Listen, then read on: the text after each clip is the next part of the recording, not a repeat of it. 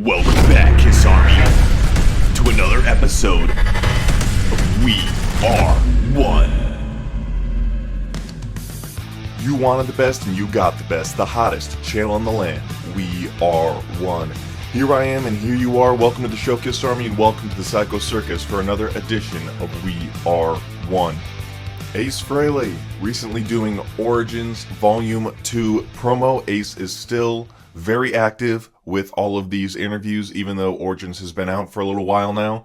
Ace was recently on the Disc Dive, and he talked about the reunion era of Kiss back in 1996 with the band, released Psycho Circus in 98, and Ace was asked about a couple of these things. He was talking about how the 96 reunion tour is what sparked from the Unplugged appearance that Ace and Peter appeared on.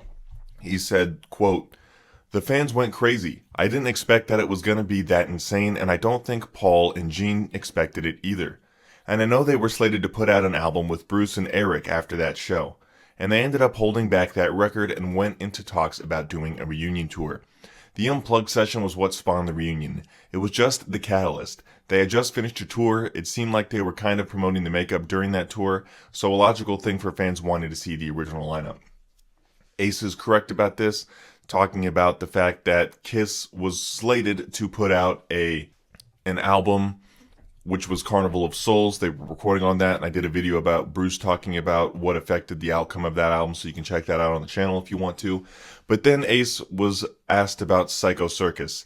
The tours were doing well. Everyone was excited about the original band being back together to try to make a record, and Ace said the following about that.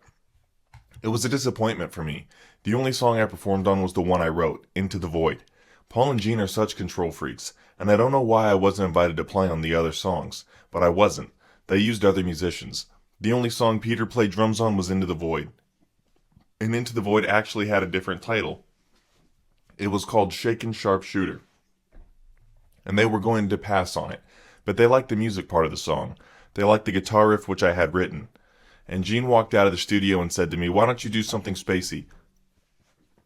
And Gene actually came up with the title. And then I said, 'Give me 45 minutes. I'll go up into the attic here and I'll write the lyrics.' Because they weren't even going to give me a song on the record.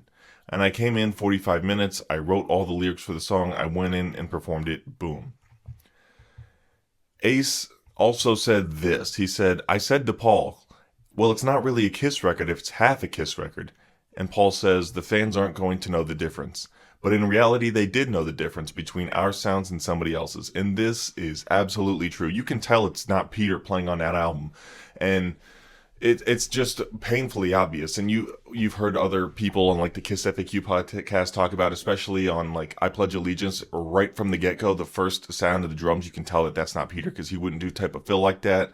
Peter's more of like a snare type of fill. And all of these were extremely difficult. And according to Tommy, Ace played on more songs than just Into the Void, and Ace has at some point said that, but we'll never actually know which songs Ace performed on and whatnot. But I think it's really crazy that Paul would say that they aren't going to know the difference. That's ridiculous, Paul or Gene. And we obviously know the difference.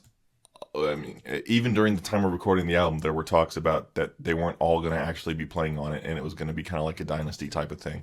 So with that being the case, you know, it's just one of those things where if you're 10 years old and you're a Kiss fan, yeah, you probably won't figure that out. But by the time you get more into the actual aspects of the playing and you probably pick up an instrument yourself, you're going to be able to realize that this is different to learn because it doesn't feel the same and it doesn't sound the same when you're actually listening to the players.